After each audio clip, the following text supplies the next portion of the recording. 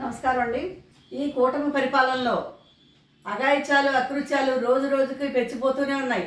మరీ ముఖ్యంగా మహిళల పట్ల అలాగే బాలికల పట్ల అత్యాచారాలు కానీ ఇవన్నీ కూడా రోజు రోజుకి ఎక్కడ విన్నా ఇలాగే జరుగుతున్నాయి.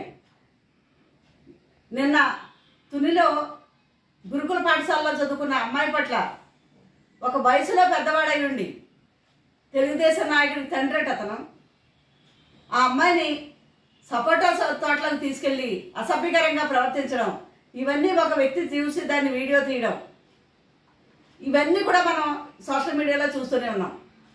ఈరోజు ఆ సంఘటన గురించి తునిలో ఉన్న మా వైఎస్ఆర్సీపీ మహిళా విభాగానికి చెందిన జిల్లా అధికార ప్రతినిధి మేరీ అవినాష్ గారు కానీ మిగిలిన టీం అందరూ కూడా అక్కడికి వెళ్ళి పొద్దున్న 8 గంటల నుంచి కూడా అక్కడ ఆ అమ్మాయి గురించి అడుగుతూ ఆ అమ్మాయికి చెందిన వివరాలు కానీ ఆ అమ్మాయికి న్యాయం చేయాలని కానీ వీళ్ళందరూ మా వైఎస్ఆర్సీపీ పార్టీ నుంచి డిమాండ్ చేస్తున్నా కూడా అక్కడున్న పోలీసులు కానీ అధికారులు కానీ ఎస్ఐలు ఎవ్వరూ పట్టించుకోకుండా వాళ్ళని ఇప్పటికీ కూడా వాళ్ళు అక్కడే ఉన్నారు ఆ గురుకుల హాస్టల్ దగ్గర. ఏ రోజు చూసినా ఏ అఘాయిత్యాలు ఎక్కడికక్కడ జరుగుతున్నాయి. దానికి ఈ రోజు జరిగిన సంఘటన గురించి వీళ్ళు అడిగినప్పుడు ఆ అమ్మాయికి న్యాయం చేయమని అడిగినప్పుడు న్యాయం చేయాలి, కనీసం వీళ్ళతో మాట్లాడి ఇది కూడా చేయకుండా చేస్తున్నారు. ఈ కూటమి పరిపాలనలో మహిళలకి రక్షణ లేదన్నది మరొకసారి రుజువైంది. మీ పరిపాలనలో మహిళలకి మేలు చేస్తామని చెప్పి మీరు అధికారంలోకి వచ్చారు.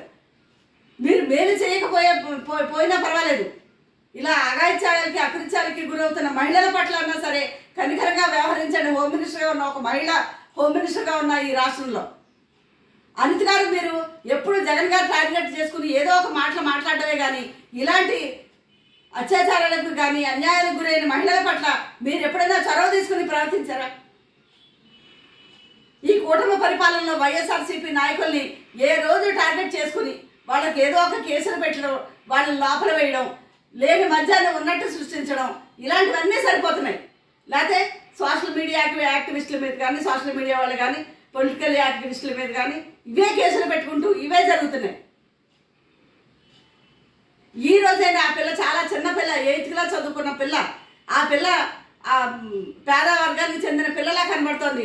గురుకుల పాఠశాలలో చదువుకుంటుందంటే అది ఆ పిల్లని ఏం మభ్య బట్టి ఈ అబ్బాయి తను తీసుకెళ్లాడు. ఇప్పటికి ఇది 5వ సారి అని చెప్తున్నారు. అక్కడ ఉన్న మా మహిళా ప్రతినిధులు వెళ్ళి మా మహిళా విభాగం తరపున అక్కడ అడుగుతున్న మహిళలు ఇవన్నీ కనుక్కున్నారట. ఈ వేళకి ఇది నిన్నటి తీసుకెళ్ళడం 5వ సారి అని చెప్తున్నారు. ఆ స్కూల్లో ఎవరిని పంపించారట, పేరెంట్స్ని తప్పించి. ముఖ్యంగా తల్లి వెళ్తే పంపుతారు. ఇలాంటి వెళ్ళి తాతనే నేను చెప్పి అతను తీసుకొచ్చాడంటే ఇలాగ ఎంతమందిని తీసుకొస్తున్నాడు, ఏం చేస్తున్నారు, అక్కడ ఆ గురుకుల పాఠశాలలో జరిగేది ఏంటి? ఆ గురుకుల పాఠశాలలో రక్షణ కోసం, ఆడపిల్లల రక్షణ కోసం ఏం చేస్తున్నారు? తల్లిదండ్రులు నమ్మి పిల్లల భవిష్యత్తు కోసం ఆ పిల్లల్ని అక్కడ పెడతారు. అక్కడే రక్షణ కరువవుతుంటే ఈ గవర్నమెంట్లో ఇలాంటివన్నీ ఇంకెన్ని చూడాలి? అదే జగన్మోహన్ రెడ్డి గారి పరిపాలనలో నాడు నేడు ద్వారా స్కూల్ని ఇంప్రూవ్ చేయడమే కాదు, చదువునే కాదు, పిల్లలకు రక్షణ కాదు, ఎంత చక్కగా ఉండేది. ఈ రోజు ఎందుకు చేయలేకపోతున్నారు? మీకు నాయకులకి బాధ్యత లేదు, అలాగే అధికారికి లేదు, ఎవరు లేదు. అధికారం వచ్చిందనేసి ఇంకా సంబరాల్లోనే ఉన్నారు కానీ ప్రజల పట్ల బాధ్యతగా ఎవరు వ్యవహరించట్లేదు. హోమ్ మినిస్టర్ గారు ఈ విషయమే స్పందించి ఆవిడ పక్కనే ఉన్న నియోజకవర్గం కాబట్టి వెంటనే వెళ్ళి స్పందించాలని, ఆ అమ్మాయికి న్యాయం చేయాలని మేము గట్టిగా డిమాండ్ చేస్తున్నాం.